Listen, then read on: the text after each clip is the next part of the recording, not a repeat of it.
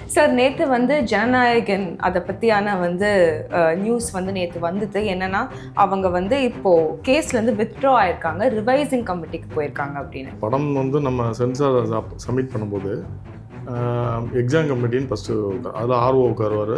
நீங்கள் ஒருவேளை நான் அக்செப்ட் பண்ண மாட்டேன்னு சொல்லிட்டேன்னு வச்சுக்கோங்களேன், நான் இதை நான் ஒத்துக்க மாட்டேன், என் படத்தில் இந்த கண்டென்ட் கண்டிப்பாக வேணும், இதுதான் இந்த படத்துக்கான ஜீவன், இதை நான் எப்படி பண்ண முடியும்னு சொல்லும்போது அப்போ எங்களால் டிசிஷன் எடுக்க முடியாது, எங்களுக்கு இதில் அப்ஜெக்ஷன் இருக்குது.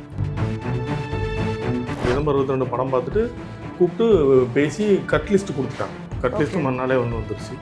இவங்களும் அதுக்கு ப்ரிப்பேர் ஆகிட்டாங்க. கட் லிஸ்ட் ரெடி பண்ணிட்டு சரி ஓகே கட் லிஸ்ட் சப்மிட் பண்ணால் அவங்க வந்துருக்கும் போது 5ஆம் தேதி வரைக்கும் வெயிட் பண்ணுறாங்க. சர்டிஃபிகேட் வரல என்ன பண்ணுறாங்கன்னா திரும்ப அப்போ இல்லைங்க அவங்களுக்கு அப்ஜெக்ஷன் இருக்குன்னு சொல்கிறாங்க. அப்ஜெக்ஷன் ஏற்கனவே கட் லிஸ்ட் ரெடி பண்ணி அந்த 27 கட்ஸ் முடிஞ்சதுக்கப்புறம் மறுபடியும் எங்களுக்கு அப்ஜெக்ஷன் அப்படி சொல்ல மாட்டாங்க. விஜய் சார் மாதிரி படங்களுக்குலாம் பிஸ்னஸ் பெரிய பிஸ்னஸ். ஓவர்சீஸ்லாம் நான் கேள்விப்பட வரைக்கும் லண்டனில் டிக்கெட் சேல்ஸில் திரும்ப ரிட்டர்ன் கொடுத்ததுலேயே 88,000 பவுண்ட்ஸ் லாஸ். கேஸை அவங்க வித்ட்ரா பண்ணி ரிவைசிங்க்கு போனனால இப்போ மீடியா நரேட்டிவ் இல்லைனா காமெண்டேட்டர்ஸ் எல்லாருமே என்ன சொல்கிறாங்கன்னா அவங்க சிபிஎஃப்சியோட ப்ரெஷருக்கு அவங்க உள்வாங்கிட்டாங்க அப்படிங்கிற ஒரு விஷயம் வருது சார். சத்ரியனா இருக்கிறத சாணக்கியனா இருக்கிறது தான் புத்திசாலித்தனம் தான். இந்த படத்தில் நடித்தவங்க எல்லாமே விஜய் சார் கட்சியான், அதில் ஒர்க் பண்ண டெக்னீஷியன் எல்லாம் விஜய் சார் கட்சியான், அதில் பிஜேபி வரவங்க இருப்பாங்க, நாம் தமிழ் கட்சிக்காரங்க இருப்பாங்க, திமுக எல்லாருமே இருப்பாங்க. அப்போ அவங்கெல்லாம் பாதிக்கப்படுறாங்கல்ல. அப்போ நீங்கள் புத்திசாலித்தனம் நம்ம படத்தை வெளியே கொண்டு வரதான் யோசிக்கணுமே தவிர நம்ம இதில் சரண்டர் ஆகிட்டாங்க அப்படிலாம் சொல்லலாம். நீங்கள் சினிமா துறையாகவே எங்கே விடணும்? அது ஒரு வெகுஜன மக்களுக்கான ஒரு பொழுதுபோக்கு மீடியா தான். அதை நீங்கள் இவ்வளோ கஷ்டப்படுத்த வேண்டியது. ஆர்ட் எப்பவுமே பொலிட்டிக்கலாக தான் சார் இருக்க முடியும். இருக்குது, பொலிட்டிக்கலாக இருக்குது. இப்போ நிறைய ஹீரோக்கள் அப்படி தானே இருக்காங்க. இப்போ நான் அடிச்சு கொடுத்துட்டேன், இதுக்கப்புறம் ரிலீஸ் பண்ணுறீங்க, ரிலீஸ் பண்ணாத உங்கள் பிரச்சனை, நான் என்ன பண்ண முடியும் தானே இருக்காங்க. இப்போ அப்படி அவரும் கையை தூக்கிட்டு போயிட்டாருன்னு வச்சுக்கலாம், ப்ரொடியூசர் தானே மாட்ட போகிறாரு, எனக்கு என்ன இருக்கு, அவர் இல்லை நான் எனக்கு இந்த ரெஸ்பான்சிபிலிட்டி இருக்குன்னு சொல்லி பண்ணுறதுல என்ன சரண்டர் இருக்குது. இப்போ பராசக்தியும் இதே ப்ராசஸில் தான் போச்சு இல்லையா? ஆனால் அவங்க நீங்கள் சொன்ன மாதிரி ரிவைசிங் கமிட்டி போயிட்டாங்க. பராசக்தி டீம் பிரதமர் மோடியோட பொங்கல் கொண்டாடினாங்க. ஸோ இந்த மாதிரி விஷயங்கள் எல்லாம் பார்க்கும்போது சிபிஎஃப்சி அப்படிங்கிறது ஒரு பொலிட்டிக்கலான ஒரு. ஆனால் இது திட்டமிடப்பட்டு நிறுத்தப்பட்டதாக தான் நான் உணர்றேன். என்னன்னா நீங்கள் 22ஆம் தேதி படம் பார்த்துட்டு 5ஆம் தேதி வரைக்கும் சர்டிஃபிகேட் கொடுக்காம இருக்கிறது, அப்போ ஏதோ ஒரு உள்நோக்கம் இருந்திருக்கலாம் அப்படின்னு தோணுது. அதிகாரிகள்கிட்ட எப்போவுமே நம்ம ஈகோ டச் பண்ணாமல் இருந்தாலும், அவங்க ஈகோ டச் பண்ணணும்னா அவங்க எது வரைக்கும் கொடுப்பாங்க. நாங்கள் இந்திய அரசியலமைப்பு சட்டம் பிரகாரம் நீங்கள் எதெல்லாம் நீங்கள் நாங்கள் ரெஸ்ட்ரிக்ஷன் கொடுக்கல அதை நாங்கள் ஃபாலோ பண்ணோம். இப்போ ஓவர்சீஸில் எந்த கண்ட்ரிலையும் இந்த படத்துக்கு சென்சார் தர முடியாது. இப்போ நீங்கள் கண்டிப்பாக பாருங்கள், சென்சார் கிடைச்சதுக்கப்புறம் இப்படி சொல்ல போகிறாங்க, இதுதான் வரப்போகுது, அவர் பிடிஎம் ஒரு செட்டில்மெண்ட் வந்துட்டார் அதனால் அவர் கொடுத்துட்டாங்கன்னு சொல்ல போகிறாங்க.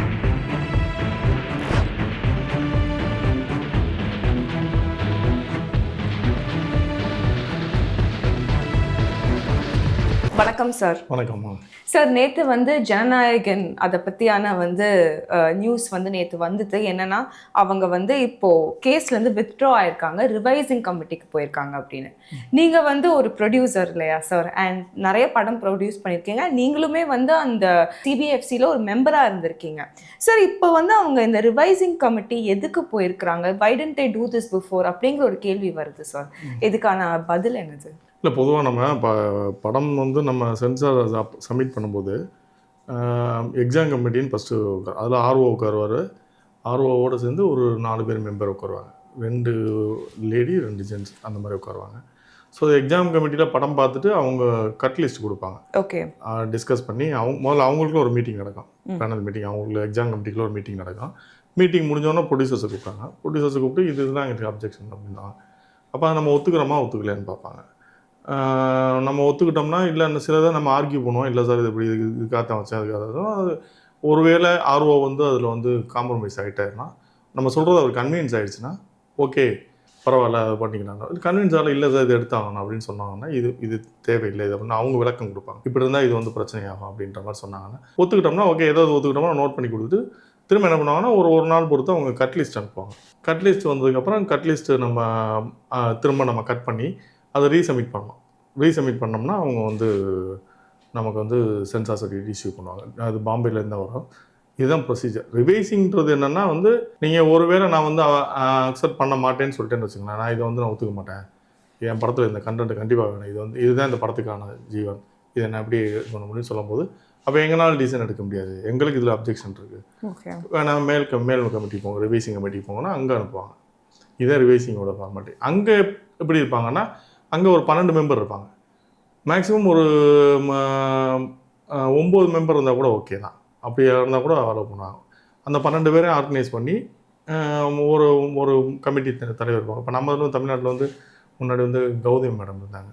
இப்போ கௌதம் மேடம் இல்லை, அவங்க வந்து அதிமுக போனதுனால இப்போ அவங்க கிடையாது. இப்போ நம்ம இப்போ ரிவைசிங் போனோம்னா நம்ம என்ன பண்ணோம்னா ஹைதராபாத்தில் உள்ள ரிவைசிங் கமிட்டி போகணும், இல்லைன்னா கர்நாடகாவில் உள்ள ரிவைசிங் கமிட்டி போகணும். அங்கே தான் இது பார்ப்பாங்க. ஸோ அங்கே அவங்க பார்த்துட்டு ஓகேன்ட்டாங்கன்னா ஓகே, அவ்வளோதான் ப்ரொசீஜர். அதில் ரிவைசிங்லேயே ஒரு வேளை கண்டென்ட் வந்து எங்களுக்கு இது நாங்கள் ஒத்துக்க மாட்டோம்னு சொல்லும் போது தான் நம்ம கோர்ட்டுக்கு போவோம். ஓகே, ஸோ இவங்க வந்து அந்த ஆர்டர் வந்து லைட்டாக மாற்றி பண்ணியிருக்காங்க இல்லையா? இல்லை, இதில் நடந்தது என்ன நடந்திருக்குன்னா, நான் கேள்விப்பட்ட வரைக்கும் 22ஆம் தேதி வந்து படம் பார்த்துருக்காங்க. டிசம்பர் 22 படம் பார்த்துருக்காங்க. டிசம்பர் 22 படம் பார்த்துட்டு கூப்பிட்டு பேசி கட் லிஸ்ட் கொடுத்துட்டாங்க. கட் லிஸ்ட்டு மறுநாளே வந்துருச்சு. இவங்களும் அதுக்கு ப்ரிப்பேர் ஆகிட்டாங்க. கட் லிஸ்ட் ரெடி பண்ணிட்டு சரி ஓகே கட் லிஸ்ட் சப்மிட் பண்ணால் அவங்க வந்துடும் சொல்லும்போது 5ஆம் தேதி வரைக்கும் வெயிட் பண்ணுறாங்க. சர்டிஃபிகேட் வரல என்ன பண்ணுறாங்கன்னா திரும்ப அப்போ இல்லை அவங்களுக்கு அப்ஜெக்ஷன் இருக்குன்னு சொல்கிறாங்க. அப்ஜெக்ஷன் இருக்குன்னு ஏற்கனவே கட் லிஸ்ட் ரெடி பண்ணி அந்த 27 கட்ஸ் முடிஞ்சதுக்கப்புறம் மறுபடியும் எங்களுக்கு அப்ஜெக்ஷன் அப்படி சொல்ல மாட்டாங்க. பொதுவாக எந்த படங்களுக்கு கட் லிஸ்ட் வந்துருச்சுன்னா இஏ சர்டிஃபிகேட் கொடுத்து கட் லிஸ்ட் கொடுத்தாங்கன்னா கன்ஃபார்ம். ஓகே, அதுக்கு மேலே அப்ஜெக்ஷன் வருதுன்னா அது எனக்கு புரியலை. இது வரைக்கும் அப்படி ஒரு நிகழ்வு இது வரைக்கும் நடந்ததில்லை. பட் கட் லிஸ்ட்டு வந்ததுக்கப்புறம் திரும்ப அப்ஜெக்ட் பண்ணியிருக்காங்க. அப்ஜெக்ட் பண்ணி ரிவைசிங் போன சொன்னோம்னா அதுக்கப்புறம் கூட இவங்களுமே வந்து அதை சரி ரிவைசிங்னா போங்க, என்ன இப்போ 20 days ஆக போகுது பார்த்துக்கலாம் அப்படின்னு சொல்லி போயிருந்தாங்கன்னா ரிவைசிங்கில் ஒரு சொல்யூஷன் வந்திருக்கு. இவங்க கோர்ட்டு போயிட்டாங்க. இவங்களுக்கு என்ன, இவங்க சைடில் உள்ள ப்ரெஷர் என்ன, இப்போ 5ஆம் தேதி வந்து நமக்கு சர்டிஃபிகேட் 9ஆம் தேதி ரிலீஸ். 9ஆம் தேதி ரிலீஸ்னால் நமக்கு டைம் ரொம்ப ஷார்ட்டாக இருக்குது. விஜய் சார் மாதிரி படங்களுக்குலாம் வந்து பிஸ்னஸ் வந்து பெரிய பிஸ்னஸ் தெரியும். நீங்கள் ஓவர்சீஸ்லாம் நான் கேள்விப்பட்ட வரைக்கும் லண்டனில் வந்து டிக்கெட் சேல்ஸில் திரும்ப ரிட்டர்ன் கொடுத்ததுலேயே 88,000 pounds வந்து லாஸ். அப்போ நீங்கள் ஓவராலாக நீங்கள் எவ்வளோ லாஸ் ஆகிருப்பாங்க. ஓவர்சீஸ் சில கண்ட்ரிலாம் வந்து ஒன்ஸ் தேட்டர் போட்டு நீங்கள் ரிலீஸ் பண்ணலைன்னா நெக்ஸ்ட் டைம் தேட்டர் கொடுக்க மாட்டாங்க. அந்த மாதிரி காம்ப்ளிகேஷன்லாம் இருக்குது. அப்போ இதெல்லாம் அவங்க வந்து ப்ரொடியூசராக யோசிப்பாங்கல்ல. விஜய் சார் வந்து நடிச்சுட்டு போயிட்டார், அவருடைய டூட்டி முடிச்சுட்டு வச்சுங்களேன். அந்த ப்ரொடியூசராக நினச்சி பாருங்களேன், அவருக்கு எவ்வளோ ஃபினான்ஸ் போடுறேன். அவர் ஃபினான்ஸ் வாங்கியிருப்பார், அவர் கொடுக்க வேண்டிய இடத்துல கொடுக்க வேண்டியது இருக்கலாம். அதில் நடித்தவங்க, டைரக்டரோட எக்ஸ்பெக்டேஷன், எல்லாரோட லைஃப் இருக்குல்ல. அப்போ அவங்க என்ன நினச்சிப்பாங்க, சரி 5ஆம் தேதி வரலையே, ஐயோ இவ்வளோ ரசலில் நம்ம பண்ண முடியாதுன்னு சொல்லி கோர்ட்டுக்கு போயிட்டாங்க. அந்த கோர்ட்டுக்கு போனோம்னா அது ப்ரொசீஜரே வேறு மாதிரி போயிடுச்சு. அது இங்கே இருந்தால் அப்பீல்னு சொல்லி போய் அது ஈகோவில் போய் நின்றுச்சுன்னு நினைக்கிறேன். நான் அப்படி போயிடுச்சு நினைக்கிறேன். போயிட்டு இப்போ திரும்ப வந்து நீ என்ன தான் நம்ம கோர்ட்டுக்கு போனோம்னா கோர்ட்டில் என்ன வரப்போகுதுன்னு நினைக்கிறேன். உடனே சர்டிஃபிகேட் கொடுங்கலாம் சொல்ல முடியாது அவங்களாலே. அவங்க என்ன பண்ணுவாங்கன்னா நீங்கள் ரிவைசிங் அப்ஜெக்ஷன் இருக்குன்னு சொன்னாங்கன்னா ரிவைசிங் போங்க அப்படின்னா, ரிவைசிங்கில் முடியலை அப்படின்னு சொன்னாங்கன்னா ஒரு ப்ரொசீஜர் இருக்குது. நீங்கள் திரும்ப நம்ம கோர்ட்டில் போய் சமையலில் ரிவைசிங்கில் இப்படி சொல்லிட்டாங்க அப்படின்னு சொல்லும்போது கோர்ட்டில் போனால் கோர்ட்டில் ஒரு ஜட்ஜஸ் படம் பார்ப்பாங்க, பார்த்துட்டு அவங்க டிசிஷன் எடுப்பாங்க. அந்த மாதிரி ஒன்று அந்த ஸ்டேஜுக்கு இது இன்னும் போகலை. ரிவைசிங்கில் ஏதாவது அப்ஜெக்ட் பண்ணாங்கன்னா தான் அந்த ஸ்டேஜ் போகணும். இவங்க ப்ரீவியஸாக போயிட்டாங்க, போக வேண்டிய தேவையும் அவங்களுக்கு இருந்தது.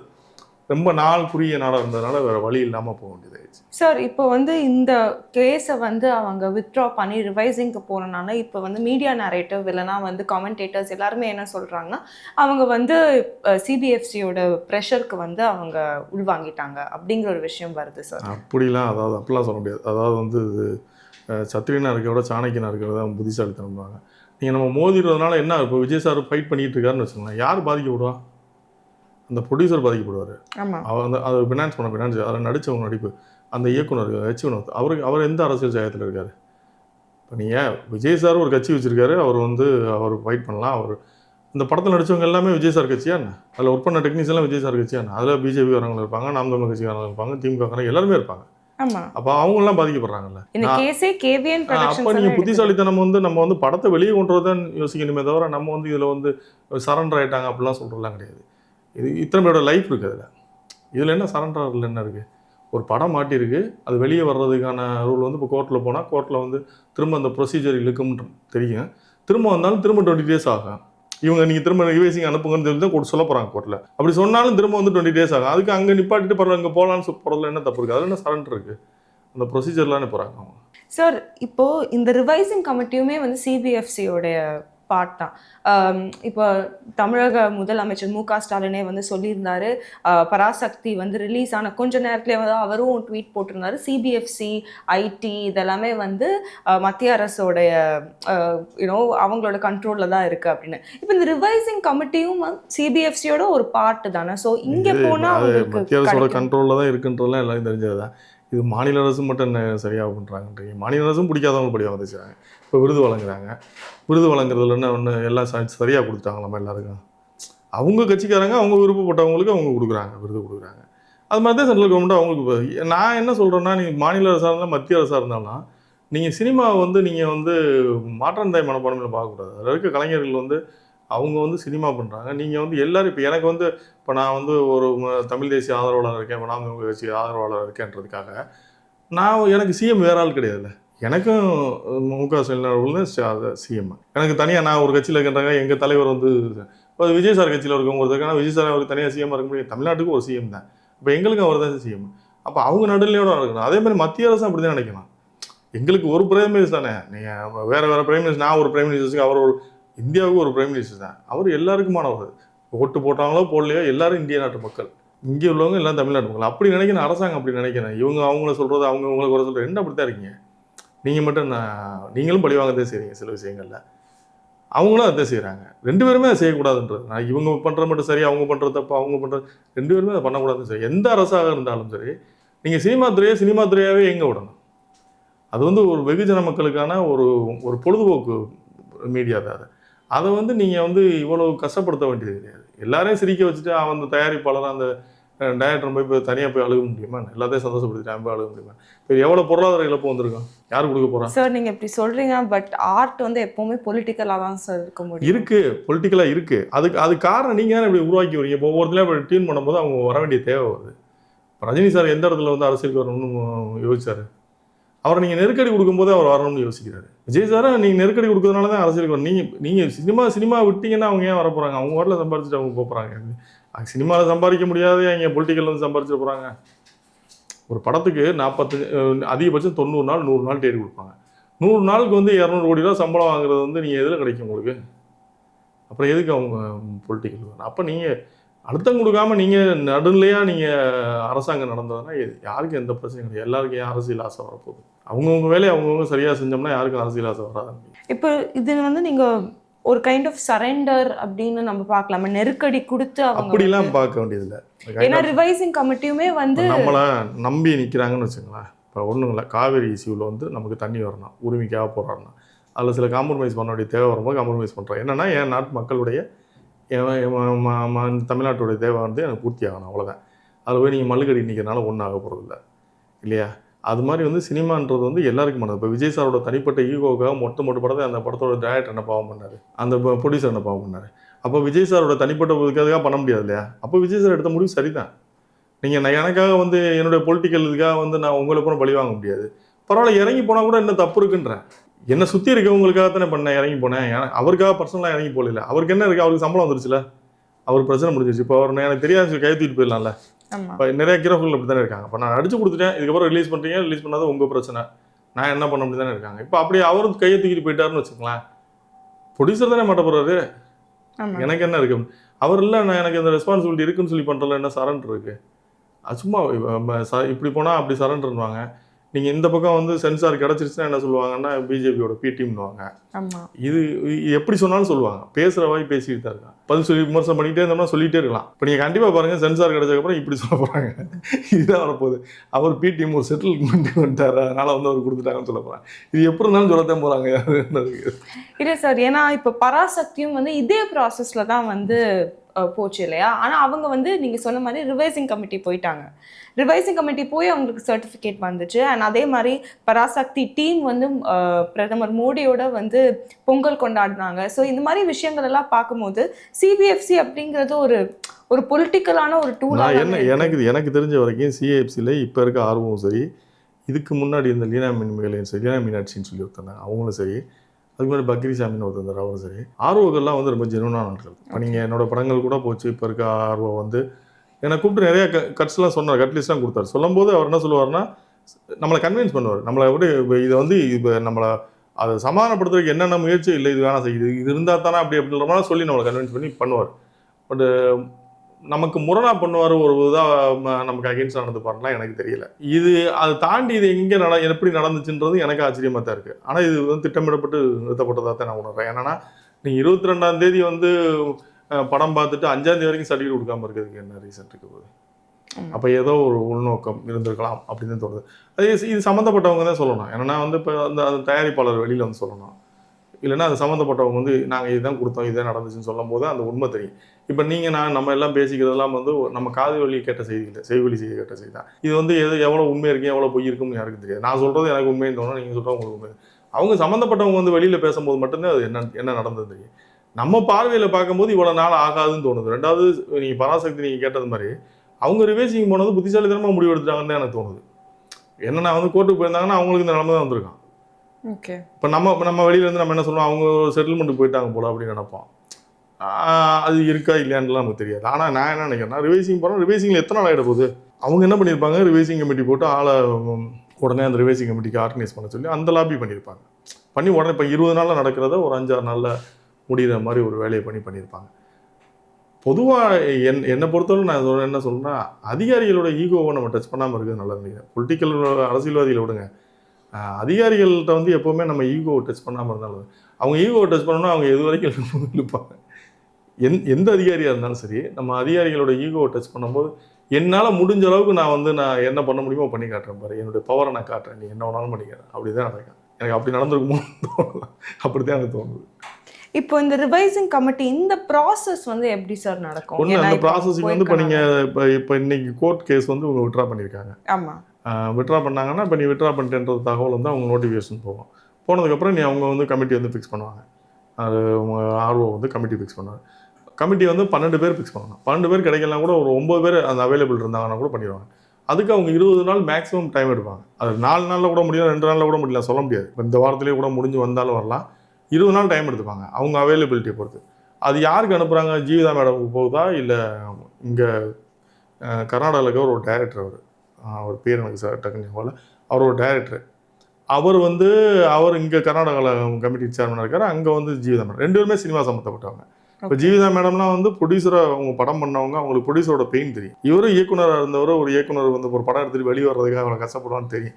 கண்டிப்பாக அவங்களாம் சினிமா சம்மந்தப்பட்டவங்க தானே. கண்டிப்பாக அவங்கள்ட்ட அந்த பாலிடிக்ஸ் இருக்காதுன்னு நான் நம்புகிறேன் நான். ஏன்னா அவங்க சினிமா சம்மந்தப்பட்டவங்கனால ரிவைசிங்கில் அந்த பாலிடிக்ஸ் இருக்காதுன்னு நான் நம்புகிறேன் நான். அவங்க வந்து ஜெனுவனாக தான் பார்த்து சொல்லுவாங்க அப்படின்றது எனக்கு தோணும். சார், இப்போ வந்து இந்த பிரச்சனைகள் எல்லாம் நடந்துட்டு இருக்கும்போது ஒரு குரல் வந்து எப்பவுமே வந்து என்ன சொல்லிட்டு இருக்கிறாங்கன்னா, மீடியா குரல் வந்து விஜய் அவர்கள் வந்து ஏன் இந்த ஜனநாயகன் பற்றி வந்து இன்னும் விரிவாக பேசலை, ஏன் அவங்க வந்து இதுக்கு ஏன் எனக்கு இந்த மாதிரி நெருக்கடி கொடுக்குறாங்கல்ல, இந்த மாதிரி பிரச்சனைகள் நடக்குது, இதெல்லாம் ஏன் எதுவுமே வந்து விரிவாக சொல்லலை அப்படின்னு வந்து நிறைய விமர்சனம் அவர் மேலே வந்து வைக்கப்படுது. ஆனால் உண்மையிலே வந்து இது ஒரு ஆக்டருடைய டியூட்டியா? ஏன்னா நீங்க ஒரு சினி ஃபீல்ட்ல இருக்கறனால நீங்க ஆக்டரோட டியூட்டி கிடையாது. பேசுறேன்னா ஆக்டர் வந்து பேசலாம், பேச வேண்டிய டியூட்டி. ஏன் நான் ப்ரொடியூசர்னா நான் தான் ஃபேஸ் பண்ணணும். இப்போ ஒன்றும் இல்லை, மாநாட்டில் எனக்கு இஷ்யூ வந்துச்சு, நான் தான் ஃபேஸ் பண்ணிக்கிட்டேன். ஓகே, அப்படி ஒரு ப்ரொடியூசருக்கு வந்து பிரச்சனை வரும்போது அந்த ப்ரொடியூசர் தான் ஃபேஸ் பண்ணணும். சம்டைம்ஸ் நாங்கள் என்ன பண்ணோம்னா, அந்த லோன் வரும்போது நான் நடிகர்களை கூப்பிட்டு நீங்கள் கடனுக்கு சைன் பண்ணுங்கன்றால் நடக்கும். அப்படின்னா நான் எனக்கு பர்சனலாக அந்த மாதிரி ஒரு எக்ஸ்பீரியன்ஸ் நடக்கலன்னு வச்சுக்கோங்களேன். இப்போ விஜய் சாரை பொறுத்தவரை பொலிட்டிக்கலில் வந்ததுனால, இந்த படம் பொலிட்டிக்கலாக இது பண்ணுறதுனால விஜய் சார் பேச வேண்டிய கட்டாயம் இருக்குது அவருக்கு. ஏன்னா அவர் ஒரு லீடராக மெர்ஜ் ஆகிட்டார், ஒரு தலைவராக வந்து நிற்கிறாரு. அப்போ அவர் என்ன பண்ணால், குறைந்தபட்சம் வந்து நீங்கள் வந்து என்னை வந்து இப்படி பண்ணக்கூடாது அப்படின்றத அவர் வெளில வந்து பேசினா தான் மக்களுக்கு அந்த செய்தி. இப்போ நீங்கள் இல்லைன்னா நம்ம பூர்வகமாக நீங்கள் ஒன்று பேச நான் ஒன்று பேச அப்படியே செய்தி ஸ்ப்ரெட் ஆகிட்டு போயிரு. அவர் வந்து வெளில வந்து பேசும்போது அவருக்கு என்ன நடந்ததுன்னு தெரியும். இப்போ சல்லியர்கள் படத்துக்கு எனக்கு பிரச்சனை வரும்போது நான் பேசுனதுனால தான், வாய்ஸ் அவுட் பண்ணதுனால தான் எனக்கு அந்த சப்போர்ட் வந்து அந்த படம் வெற்றி அடைஞ்சது. அப்போ விஜய் சார் வந்து பேசியிருக்கலாம்னு தான் நான் நினைக்கிறேன். விஜய் சார் வந்து குறைந்தபட்சம் அவர் அந்த படத்து பிரச்சனைக்காக வந்து அவர் வந்து என்ன நடந்தது அப்படின்றத சொல்லியிருக்கலாம். இதே நடந்தது அப்படின்றத அவர் இல்லை ஒரு அறிக்கை, இப்போ வழக்கமாக ஒரு அறிக்கை கொடுக்குற மாதிரி கூட கொடுத்துக்கலாம். இது வந்து தப்பு, இது சிபிசி இப்படி பண்ணக்கூடாது, நீங்கள் சென்ட்ரல் கவர்மெண்ட் இது ஏன் இப்படி பண்ணுறீங்க, இது படங்களை வந்து அப்படி பண்ணாதீங்க, சினிமாவை பாருங்கள், பொலிட்டிக்கலாக பாருங்கன்னு கூட சொல்லிக்கலாம். ஏன்னா அவருக்கு அந்த ரெஸ்பான்சிபிலிட்டி, இன்றைக்கி தமிழ் சினிமாவோட முன்னணி நடிகரில் அவருக்கு அந்த ரெஸ்பான்சிபிலிட்டி இருக்குது, சொல்லியிருக்கலாம்னு தான் எனக்கு தோணுது. இப்போ அவரே அதை பற்றி பேசாமல் இருக்கும்போது மற்றவங்க பேசுகிறே நம்ம கேட்க முடியாது. இப்போ சினிமாலேருந்து ஒரு கமல் சாருக்கு விஸ்வரூபத்தில் ஒரு பிரச்சனை வந்துச்சு தெரியும் உங்களுக்கு, படம் ரிலீஸ் பண்ணாமல் இருக்கும்போது கமல் சார் வந்து வெளியில் வந்து பேசினார். சார் அவர் தானே அந்த படத்தோடைய ப்ரொடியூசர். 2வது வந்து அவரும் கூட பேசாமல் இருந்துக்கலாம். பேசணும். எதுக்கு சொல்ல வரேன்னா, அவர் பேசுனதுனால ஒட்டுமொத்த திரையுலகமும் அவர் வீட்டில் போய் நின்றுச்சு. உங்களுக்கு தெரியுமான்னு தெரியல. நீங்கள் உங்களுக்கு இல்லை, நான் இப்போ ரொம்ப குழந்தையா இருந்தேன். அதனால சொல்கிறேன். அப்போ என்ன அவர் வந்து பேசினோன்னே அந்த ஆழ்வார்பேட்டை ரோட்டில் பார்த்தீங்கன்னா ஒட்டுமொத்த இயக்குநர்கள், ப்ரொடியூசர்ஸ் எல்லாம் போய் நின்னாங்க. ஆனால் அதிகாரத்தை எடுத்து ஒன்றும் பண்ண முடியல. அது வேற விஷயம். நீங்கள் அவர் கமல் சார் ஒன்று பண்ணார், கோர்ட்டு வந்து நீங்கள் ரிலீஸ் பண்ணலாம்னு சொன்னிச்சு. சொன்னதுக்கப்புறம் சிஎம் என்ன சொன்னாங்கன்னா, நான் போலீஸ் ப்ரொடெக்ஷன் கொடுக்க முடியாதுன்ட்டாங்க. அப்புறம் சமரசம் பண்ணி தான் ஆக வேண்டியதாச்சு. அது அதிகாரத்தை எப்பவுமே நம்ம எதிர்த்து ஃபைட் பண்ண முடியாது தான். இங்கே அதிகாரம் ரொம்ப வலிமையானது தெரியும். அப்போ நம்ம அதை எதிர்த்து ஃபைட் பண்ண முடியாது. இருந்தாலும் இவர் பேசியிருந்தாருன்னா இன்னும் இவருக்கு சப்போர்ட் நிறையா வந்திருக்கு. எல்லா பேரும் பேசியிருப்பாங்க. இப்போ விஜய் சார் வந்து எனக்கு இப்படி ஒரு அநியாயம் நடக்குது அப்படின்னு சொல்ல போது தமிழ் சினிமாவில் இருக்க அத்தனை பேரும் விஜய் சாருக்கு ஆதரவாக பேசியிருப்பாங்க, நின்றுப்பாங்க. அப்போ இன்னும் அது ஒரு பெரிய ஒரு குரலாக எழுந்திருக்கான். இதுக்கு வந்து முன்னாடியே சொல்யூஷன் வந்திருக்குமோன்னு எனக்கு தோணுது. பட் அது சரியாக தவறான்னு எனக்கு தெரியல. என் பார்வையில் சொல்கிறேன். நான் அவருக்கு வந்து வெளியில் பேசாததுக்கு அவருக்கு நிறைய காரணங்கள் இருக்கலாம். நமக்கு என்ன காரணங்கள் தெரியாது. நான் ஒரு தயாரிப்பாளராக என் பார்வையிலேருந்து பார்க்கும்போது அவர் வந்து உண்மையாக இதை பற்றி பேசியிருந்தாருன்னா இன்னும் இந்த குரல் வந்து இன்னும் வலுவாக இருக்கா. இன்னொரு படத்துக்கு இந்த மாதிரி நிகழ்வு நடக்காமல் இருந்திருக்கலாம். நடக்காது. ஏன்னா வந்து அது ஒரு தனி பாடி. இப்போ தேர்தல் கமிஷன் மாதிரி சென்ற தணிக்கை குழு வந்து ஒரு தனி அதிகாரம் படைத்தது. அது வந்து இப்படி பாரபட்சம் பார்க்கக்கூடாது. உங்களுக்கு வந்து நாங்கள் இந்திய அரசியலமைப்பு சட்டம் பிரகாரம் நீங்கள் எதெல்லாம் நீங்கள் ரெஸ்ட்ரிக்ஷன் கொடுக்கல அதை நாங்கள் ஃபாலோ பண்ணோம். இப்போ ஓவர்சீஸில் எந்த கண்ட்ரிலையும் வந்து இந்த படத்துக்கு வந்து சென்சார் தடை பண்ணலையே, எல்லாத்துலேயும் கொடுத்துருக்காங்கல்ல. அப்போ உங்கள் இந்திய அரசியலமைப்பு சட்டத்துக்கு உட்படுத்தே நாங்கள் படம் பண்ணுறோம். அதில் உங்களுக்கு முரணான விஷயங்கள் நாங்கள் கட் பண்ணுறோம்னு அக்செப்ட் பண்ணிக்கிறோம். அதுக்கப்புறம் என்ன பிரச்சனை இருக்குது? ஒன்றும் பிரச்சனை இல்லையே. நீங்கள் சொல்கிற விஷயங்களை நாங்கள் எடுத்துக்கிறோம். நாங்கள் மறுக்கும் போதே நீங்கள் வந்து ரிவைசிங் போகணும். எனக்கு தெரிஞ்சு உங்கள் மறுக்கலைன்னு தோணுது. மறுத்துருந்தாங்கன்னா இவங்க என் கோர்ட்டுக்கு கூப்பிட்றாங்க. மறுத்துருக்காங்க. அவங்க கொடுத்த கட்லிஸ்ட்டை அவங்க அக்செப்ட் பண்ணணும்னா அக்செப்ட் பண்ணி தானே வெயிட் பண்ணியிருக்காங்க. அக்செப்ட் பண்ணாமல் இருந்தாங்கன்னா நீங்கள் ரிவைசிங் பண்ணுறதுல நியாயம் இருக்குது. பட் அது எனக்கு புரியல. அந்த லாஜிக் புரியல. நானும் மெம்பராக இருக்கிறதுனால எனக்கு அந்த லாஜிக் புரியல. எனக்கு இண்டிபெண்டன்ட் சினிமா இல்லைனா வந்து இந்த மாதிரி பெரிய மெயின் ஸ்ட்ரீம் சினிமா எல்லாத்துலேயுமே வந்து நீங்கள் நினைக்கிறீங்களா இந்த மாதிரி ஒரு கவர்மெண்ட்டோடைய ப்ரெஷர் வந்து வருது அப்படின்னு? கண்டிப்பாக இருக்குது. எல்லா காலகட்டத்திலும் இருக்குது. நீங்கள் இந்த கவர்மெண்ட் பண்ணாங்க, அந்த கவர்மெண்ட் பண்ணாங்கல்ல, எல்லா கவர்மெண்ட்டும் அதை வந்து ஒரு டூலாக பயன்படுத்துகிறாங்க சினிமாக்காரங்களை வந்து கண்ட்ரோல் பண்ணுறதுக்கு. ஏன்னா இவங்களும் வந்து எல்லாரும் அரசியல் பேச ஆரம்பிக்கிறோன்னா, நீங்கள் எல்லாம் அரசியல் பேச ஆரம்பிக்கிறீங்க, அப்போ உங்களை கண்ட்ரோல் பண்ண வைக்க வேண்டியதுன்றதுக்காக பயன்படுத்துறாங்க. அது எல்லா அரசும் இருக்கும்போது அது நடக்கத்தை செய்யுது. ஆனால் பர்டிகுலராக நான் சொல்லணும்னா இந்த போன 4 வருஷத்தில் வந்து அவர் அதிமுக ஆட்சியில் வந்து அந்த மாதிரி எந்த ப்ரெஷரும் கொடுக்கலன்னு நினைக்கிறேன். எனக்கு தெரிஞ்சு இல்லை. ஏன்னா நான் பர்சனல் எக்ஸ்பீரியன்ஸை சொல்கிறேன். நாங்கள்லாம் போய் அப்போ விசாரணைகளுக்கெலாம் வந்து நிறைய பிரச்சனை வரும்போது, அந்த யூனியனில் பிரச்சனை வரும்போது நாங்கள் போய் சொல்லுவாங்க. இப்போ இருந்து எடப்பாடி பழனிசாமி அவர்கள்ட்ட போய் சொல்லுவோம். அவர் சொல்லும்போது அவர் என்ன சொல்லுவார்னா வந்து, அதை பார்த்துக்குங்க, நீங்கள் உங்கள் சினிமா விஷயங்கள் நீங்கள் பார்த்துக்குங்கன்னு தான் சொல்லுவார். தவிர அதுக்குள்ளே பெருசாக அவங்க இன்வால்வ் பண்ண மாட்டாங்க. அந்த அம்மா இருக்கும்போது வந்து கமல் சார் விஷயத்தில் நடந்ததெல்லாம் உண்மை தான், அது மறக்க முடியாது. பட் இவர் இருந்து அந்த 4 வருஷத்தில் அப்படி நடக்கலைன்னு தோணுது. எனக்கு சினிமாவில் வந்து பெருசாக அவங்க இன்ஃப்ளூயன்ஸ் பண்ணது மாதிரி எனக்கு தோணலை.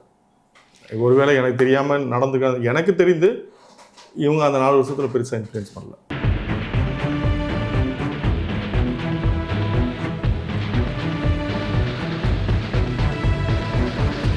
ரொம்ப ரொம்ப நன்றி சார்.